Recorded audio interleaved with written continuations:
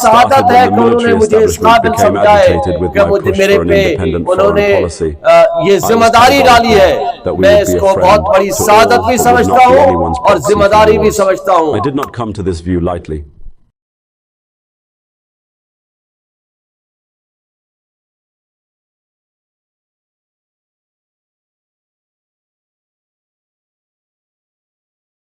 میں پہنچانا ہے. میرے سے وعدہ کریں کہ سب دوست اپنی ڈیوٹی کریں گے. کہ چھرا گھونپ کر جس طرح انہیں چھوڑ کر گئے اسی طرح آج آپ کے حلقے میں بھی اور جس طرح دیگر حلقوں میں وہ بہنوں کو، بھائیوں کو، بزرگوں کو، چھوٹے بھائیوں کو میں سب کو سلام پیش کرتا ہوں. اس لیے کہ میں سب کا نام لوں گا تو وقت آپ کا بہت لگے گا. آج جو پوزیشن ہے اس وقت پاکستان میں دو طبقے بن چکے ہیں. آپ اس کو دو قومیں بھی کہہ سکتے ہیں. وہ ہے ایک عمران خان اور اس کے فالوورز اور 90% عوام.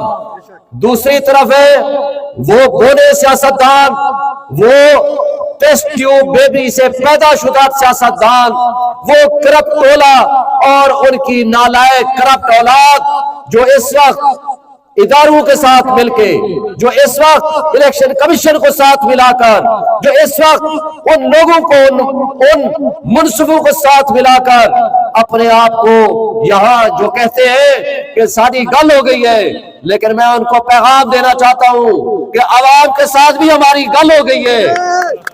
دیکھو دیکھو کون آیا. آج عوام کے دلوں میں عمران خان بستا ہے. آپ لوگوں کو ظلم، جبر اور بربریات اور بندوق اور ڈنڈے کے زور سے نظریات نہیں تبدیل کرا سکتے. میں آج سے جو میں ہر حلقے اور علاقے میں گیا ہوں، میں نے دیکھا ہے جو ہمارے بچوں پہ، جو ہمارے بچیوں پہ، جو ہمارے بزرگوں پہ اسلام آباد کی پولیس ہو یا پنجاب کی پولیس جو ظلم کیے ہیں، آج کے بعد میں یہ وعدہ کرتا ہوں آپ سے اس ظلم کا بدلہ بھی لیں گے اور اس ظلم کا بدلہ پہلے 8 فروری کو انتخاب جیت کے لیں گے اور اس کے بعد ہم ہر اس شخص کا احتساب کریں گے جس نے ہمارے بچے پہ زیادتیاں کی، ہمارے بچیوں پہ زیادتیاں کی، ہمارے بزرگوں کے خلاف FIR کٹائی ہے. اور آج کے بعد میں نے پوری انتظامیہ کو وارننگ دی ہے کل سے کہ کسی بھی میرے ورکرز کو، کسی بھی ہمارے دوستوں کو، کسی کے ساتھ کوئی زیادتی ہوگی تو آپ کا ہم احتساب کریں گے، آپ کا گھیراؤ کریں گے اور آپ کو کوئی غیر آئینی، غیر قانونی کام نہیں کرنے دیں گے. اس کے لیے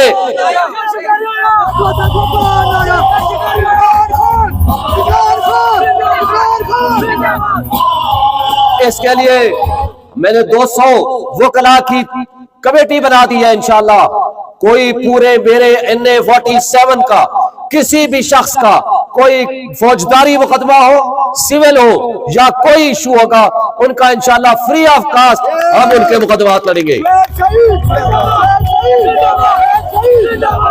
یہ عمران خان کے گھر ہے، اس کا حلقہ ہے. میرے لیے اعزاز اور سعادت ہے کہ انہوں نے مجھے اس قابل سمجھا ہے کہ میرے پہ انہوں نے یہ ذمہ داری ڈالی ہے. میں اس کو بہت بڑی سعادت بھی سمجھتا ہوں اور ذمہ داری بھی سمجھتا ہوں اور انشاءاللہ اس ذمہ داری کو نبھانے کی پوری کوشش کروں گا. یہ کامیابی اور جیت یہ امانت ہے عمران خان کی، یہ امانت ہے PTI کی جو میں عمران خان کو اس کے حوالے کروں گا. اور یہ آپ کی جیت انشاءاللہ عمران خان کی انصاف دینے کی کنجی ہوگی. جس دن آپ یہ سیٹ جیتیں گے انشاءاللہ عمران خان جیتے گا. عمران خان جیل سے باہر آئے گا، آپ کو لیڈ کرے گا اور انشاءاللہ اقتدار میں بیٹھے گا. اس وقت آج عمران خان کے لیے اقتدار معمولی چیز رہ گیا ہے. جہاں وہ لوگوں کے دلوں میں بستا ہے، وہ لوگوں کے دلوں کا حکمران ہے، وہ پرائم منسٹر لوگوں کے دلوں کا ہے. آج بونے سیاستدان اس کی وہ سوچ بھی نہیں سکتے جتنی محبت، جتنے پیار، جتنی عزت قوم اور عوام عمران خان کو دے رہی ہے.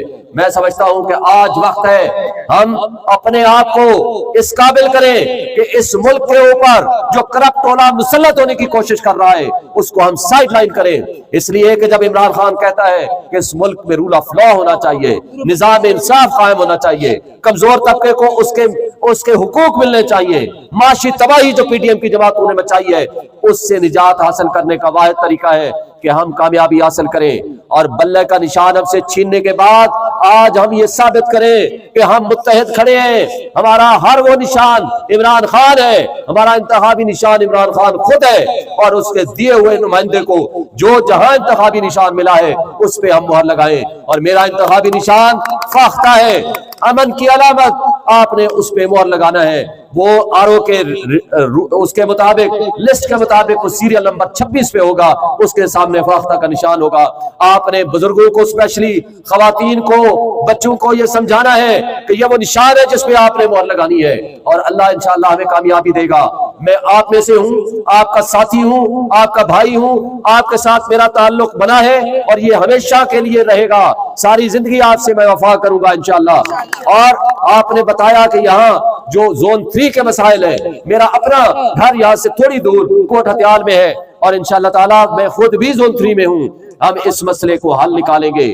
یہ لوگوں کے حقوق کے اوپر ظلم ہے کہ جو بجلی کے مسائل, گیس کے میٹر نہیں ملتے, اور جناب کنسٹرکشن کرنے میں مسائل ہیں, لیکن یہ سارے مسائل کا حل, مجھے مسائل کا پتہ بھی ہے اور ہماری نیت بھی ہے کام کرنے کی, اور انشاءاللہ ہمارے میں صلاحیت بھی ہے ان مسائل کو حل کرنے کی. اور ماضی قریب میں آپ نے دیکھا 3.5 سال میں جتنی ڈیولپمنٹ اس پورے ایریا میں ہوئی ہے وہ پاکستان کی تاریخ میں پچھلے 40 سال میں اتنے نہیں ہوئی جتنی الحمدللہ یہ پی ٹی آئی کے دور حکومت میں ہوئی ہے. اس لیے کہ جس حکمران نے پیسہ چوری کر کے لندن اور دبئی نے بھاگنا ہو, تو وہ پیسہ, وہ وسائل پھر اس دھرتی پہ لگتے ہیں. اس لیے ہم کہتے ہیں کہ آنےسٹ لیڈرشپ جب لائیں گے تو انشاءاللہ وہ عوامی انقلاب ہوگا, وہ پرامن انقلاب ہوگا, وہ 8 فروری کو انقلاب ہوگا. اور جو آپ بھائیوں نے, بہنوں نے, دوستوں نے کرنا ہے وہ جہاں میں نہیں پہنچ سکتا, کیونکہ عمران خان صاحب کے کیسز بھی کرنے ہوتے ہیں, مصروفیت میری بہت ہوتی ہے, لیکن اس سب کچھ کے باوجود میں آپ کے پاس آؤں گا, آپ کا ساتھ دوں گا. لیکن آپ نے اس پیغام کو, عمران خان کے پیغام کو, میرے پیغام کو گھر گھر میں پہنچانا ہے. میرے سے وعدہ کریں کہ سب دوست اپنی ڈیوٹی کریں گے.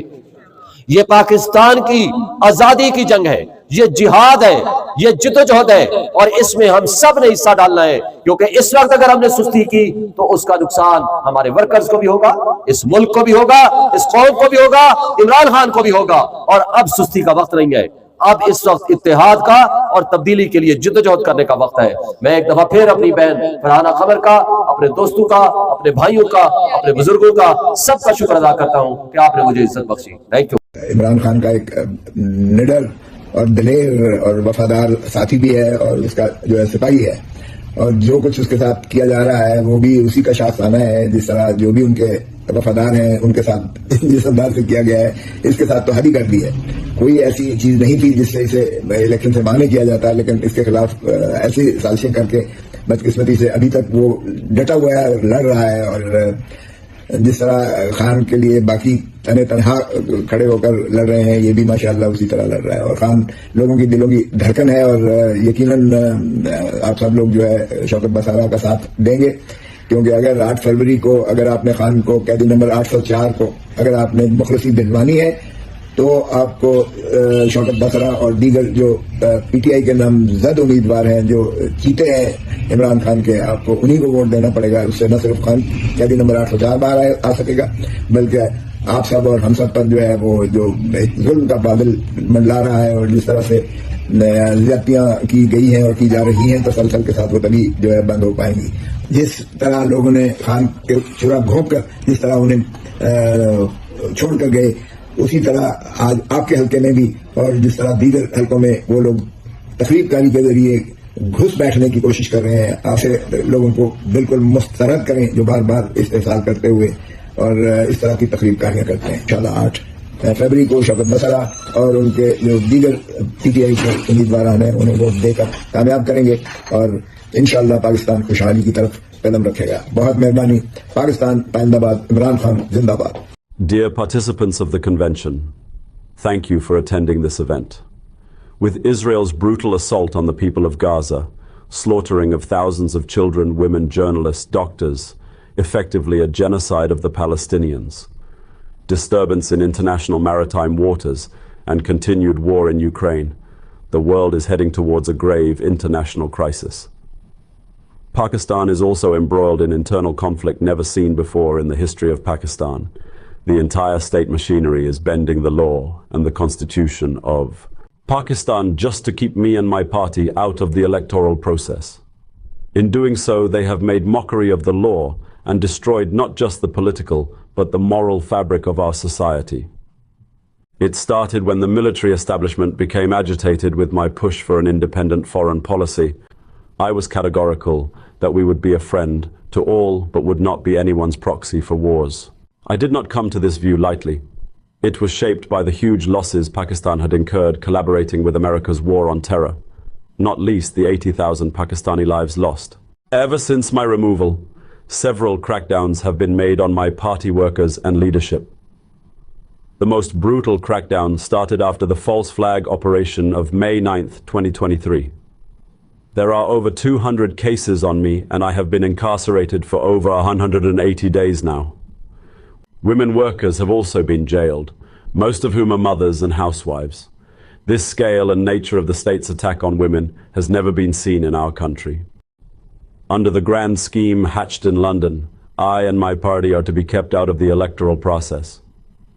When all else backfired, now through a botched judicial process, our election symbol has also been taken away, leaving our candidates to run as independents under hundreds of different symbols. This continued political disturbance in our country has wrecked the economy and alienated our regional friends. During my time, we devised a foreign policy based on regional economic connectivity. We were aggressively pursuing this vision via reaching out CIS states, Russia, and renewed relationship with China. We offered facilitation to bring Iran and Yemen closer to Saudi Arabia. In my UN General Assembly speech, I explained to the world the importance of Prophet Muhammad, peace be upon him, for Muslim Ummah, and helped introduce the UN General Assembly resolution that has established 15th March as an international day against Islamophobia. We facilitated US and Afghanistan for Doha talks for a peaceful exit of US from Afghanistan. But due to sudden exit of Ghani regime, things quickly deteriorated and we saw chaotic scenes of US withdrawal. I am told that at certain level Biden administration blames me for the messy US withdrawal, but this is far from the truth. Our government policy vision was regional economic connectivity. I extended my friendship hand to India in the very first speech after winning the elections, but at every point RSS-led Modi regime shut us down. And after the illegal alteration of the status of Indian-occupied Kashmir and its transformation into the world's largest open prison by a belligerent Modi regime, it was clear that their intention was not normalization. Kashmir is a cornerstone of our foreign policy, and we took a firm and principled stand on this issue despite the challenges. Despite pressures, Pakistan went ahead with withdrawal of ambassador to New Delhi, relaying a clear message that normalization of relations was contingent upon peaceful resolution of Kashmir dispute. What is needed for Pakistan is a strong, truly representative democratic government and a democratic framework governed by rule of law and our constitution. I would like to call on all who believe in democracy and peace to stand by us and speak out against the present massacre of democracy and rule of law being carried out in Pakistan. I thank you all for attending the conference. Pakistan Zindabad.